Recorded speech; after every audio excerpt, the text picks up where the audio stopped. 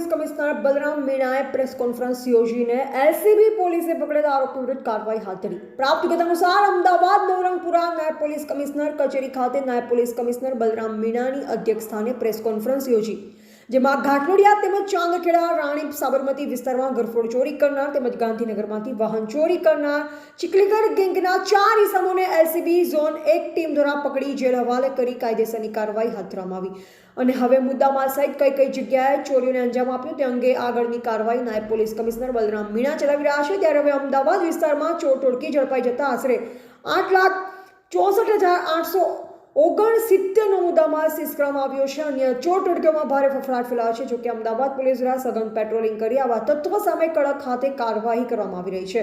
LCB zone 1 અધિકારી દ્વારા કાયદેસરની કાર્યવાહી હાથ ધરવામાં આવી। પોલીસ ઇન્સ્પેક્ટર એચબી ગઢવી તેમજ એએસઆઈ મરુસિંહ રાજેન્દ્રસિંહ તેમજ હેડ કોન્સ્ટેબલ ઇન્દ્રજીતસિંહ હઠેસિંહ તેમજ હેડ કોન્સ્ટેબલ અરવિંદભાઈ ડાયાભાઈ તેમજ હેડ કોન્સ્ટેબલ કિરણકુમાર અંબાલાલ તેમજ ભગવાનભાઈ વાલ્મીકી તેમજ હેડ કોન્સ્ટેબલ નિકુંજકુમાર સોમાભાઈ તેમજ કમલેશભાઈ અમરીશભાઈ તેમજ ગંગારામભાઈ રૂપસીભાઈ તેમજ દેવેન્દ્રકુમાર લક્ષ્મણભાઈ તમામ પોલીસ સ્ટાફની કામગીરી લોકોએ બિરદાવી હતી।